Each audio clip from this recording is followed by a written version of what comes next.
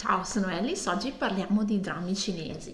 A chiunque sia capitato di vedere alcuni drammi cinesi, tra cui soprattutto quelli in costume, sicuramente non sarà sfuggito il ripresentarsi in diverse salse di certi schemi barra sequenze di azioni barra problematiche che appunto come dei camaleonti si ripropongono nelle varie storie. Ne ho selezionate alcune giusto per farsi due risate. Allora, nei drammi storici cinesi sicuramente c'è il dramma del passato. Cos'è? Il dramma del passato è un dramma, un disastro, cataclisma, assassinio, incidente, sciagura avvenuta in qualsiasi momento X del passato rispetto agli eventi narrati, in cui o è morto qualcuno, è stato distrutto qualcosa, è stato rapito, è stato menomato il protagonista, il fratello del protagonista, il padre del protagonista, l'imperatore, una figura X. E per questo dramma, disastro, cataclisma è stato incolpato o la persona sbagliata barra il gruppo di persone sbagliate oppure non si è trovato colpevole. Quindi cosa succede? Negli eventi del presente questo dramma del passato ritorna prepotente, il cattivo che non è stato scovato la prima volta si rimette di nuovo in campo per mettere i bastoni tra le ruote ai protagonisti e che ovviamente hanno un conto in sospeso perché entrambi in qualche modo sono connessi a questo dramma del passato, magari uno più dell'altro, a volte tutti e due, ma in realtà indirettamente tutti e due hanno qualcosa a che fare, nessuno dei due scansa il dramma del passato e di solito il cattivo è allora posto appunto che i protagonisti sono sempre, soprattutto il protagonista maschile è un imperatore, un principe, un generale, una persona comunque di spicco, il cattivo sarà o la zia o la madre o il cugino o il fratello, un congiunto stretto che vuole complottare, che complotta per levargli il potere. E questo è il primo dei, diciamo, delle situazioni che si ripetono nei drammi storici. Il secondo è, siccome questi drammi storici hanno sempre alla base o comunque come elemento prominente della storia la storia d'amore, 90 volte su 100 i due protagonisti da piccoli si sono già incontrati e c'è stato l'incontro che segna la vita anche se uno aveva 5 anni e l'altro ne aveva 3. Si sono attraversati la strada come due gatti neri, lui ha salvato lei ha salvato lui, degli altri hanno salvato loro, insomma tutto questo mestiere ingarbugliato. Nessuno dei due si ricorda subito di questa cosa. Prima si incontrano, non si fanno i dispetti, si piacciono, non si piacciono, eccetera, eccetera. A metà degli episodi salta fuori il lampo di genio oppure della seduta, quella di psicoanalisi, che fa ricordare a entrambi che in effetti loro due già si erano incontrati. Oppure se questo incontro non è stato dimenticato, i due a metà del percorso delle puntate del dramma si riconoscono perché ovviamente lì avevano appunto 5-3 anni, chi li conosceva, nessuno sapeva l'identità dell'altro e si riconoscono e quindi c'è un ritorno di predestinazione. Ovviamente se c'è della predestinazione c'è la coppia è solida. Però può capitare però che ci sia qualcosa di meno impegnativo di questa predestinazione, cioè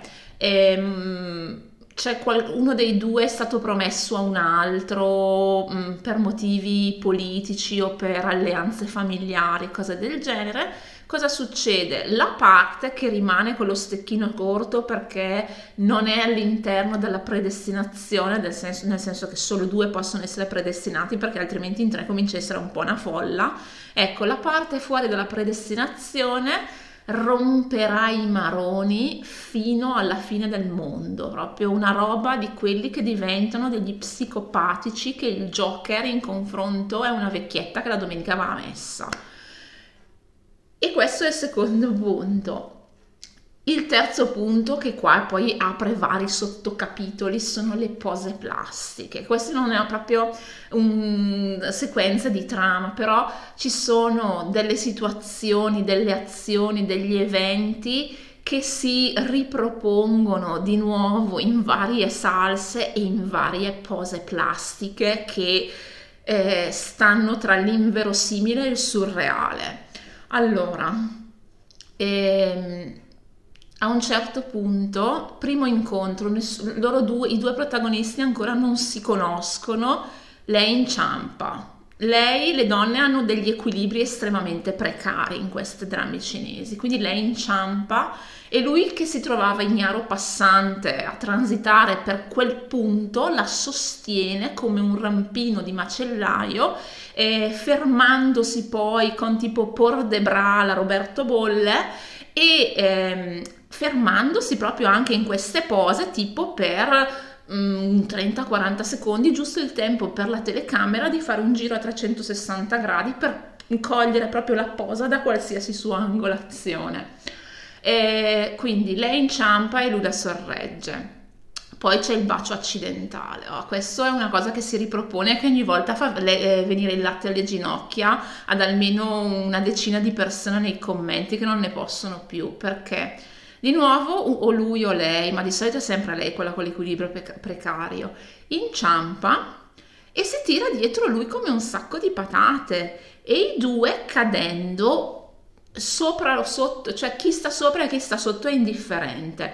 Succede, cosa va a finire e cosa va a succedere? Succede che loro due si baciano accidentalmente con grande confusione sulla faccia di entrambi, come che se fosse una cosa che, oddio, cosa mi sta succedendo?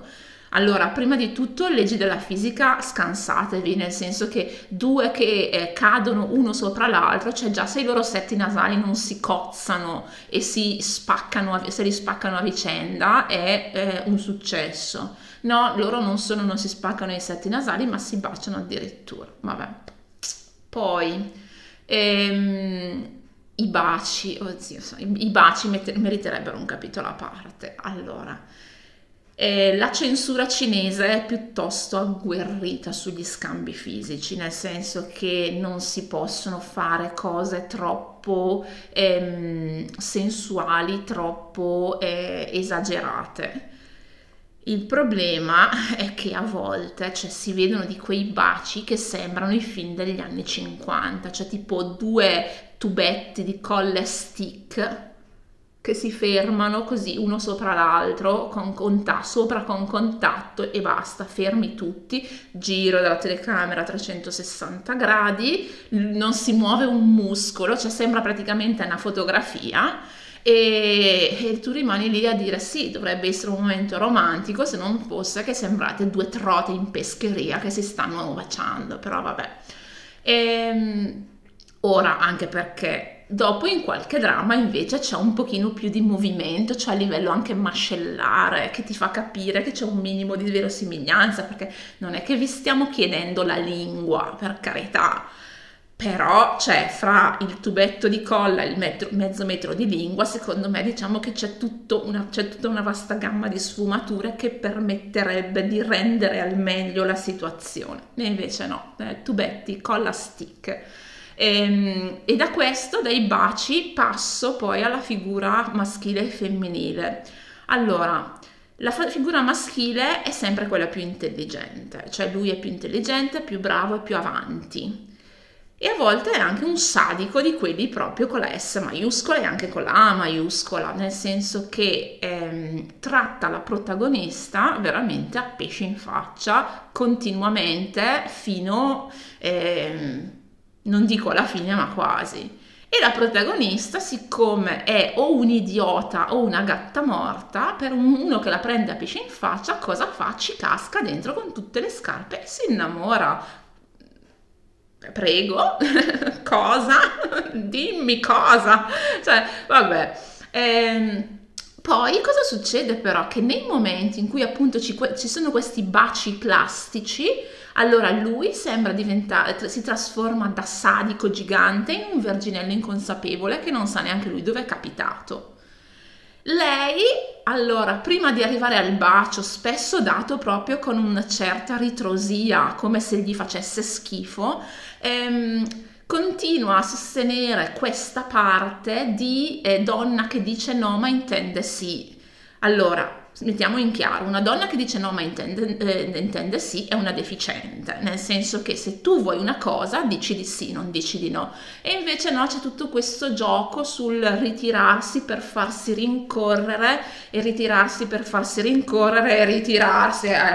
Hai rotto veramente. Sono delle gatte morte. Non tutte, grazie al cielo, non tutte, però sono veramente o gatte morte o altrimenti anche o sono delle deficienti. Non riesco proprio altro a spiegarmi, a descrivere in altro modo. Purtroppo le protagoniste belle da vedere, nel senso bello come personaggio, che è interessante perché comunque è sfaccettato, non delle emerite idiote, sono poche e vanno cercate col lanternino, perché a volte fanno veramente delle cose di cui non riesci a spiegarti la ragione, perché vanno contro ogni logica e ogni senso e contro magari lo scopo ultimo che devono raggiungere, che dici, cioè ti ricordi per cosa stai, non so, ti stai comportando, cioè perché, per che motivo ti sei messa in questa certa situazione? Ok, allora perché ti stai comportando in una maniera che andrebbe potenzialmente nella direzione opposta? Misteri della fede, vabbè. Donne, parlando delle donne, la donna spesso in questi drammi si traveste da uomo. C'ha i suoi motivi, per carità, non è che lo fanno per sfizio o perché sono perseguitate o perché devono scoprire un mistero che riguarda la loro famiglia o perché devono passare inosservate. E essendoci questa grande disparità fra uomo e donna, vestirsi da uomo consente loro una maggiore libertà di movimento e di azione. C'è da dire però di contro che vestirsi da uomo quando sei donna era considerato un crimine contro l'imperatore, perché venivi reputata una persona che voleva mettere nel sacco, che voleva ingannare l'imperatore, e quindi se ti trovavano, se ti andava bene ti cacciavano in prigione, se ti andava male ti facevano fuori proprio istantaneamente. Molto bene. Sempre nell'interazione fra uomo e donna un altro must.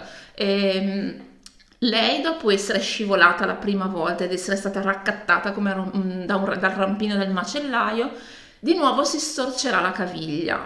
L'ho detto che hanno un equilibrio precario, lei si storcerà la caviglia con grandi ematomi e lui, la cavaliere errante, la raccoglierà come un sacco di patate, poi portandosela a spalle e poi curandola con unguenti che derivano da boccettine tutte uguali per cui ti chiedi come facciano a riconoscere il contenuto, ma va bene. Lui da parte sua non è da meno, quindi cosa fa? A un certo punto ci sarà un'imboscata dei cattivi, lui accorrerà in soccorso della donna e verrà colpito da una freccia, proprio matematicamente dimostrato. La freccia lo colpirà o dietro, proprio di striscio, se lo colpisce davanti, rigorosamente nella parte alta del petto, qua dove ci sono le clavicole, assolutamente no nella parte bassa, cioè dal petto in giù è intoccabile. E se quest'uomo, se questo protagonista maschile ha un passato da militare, ovviamente da generale, perché non è che i protagonisti non sono mai dei soldati semplici.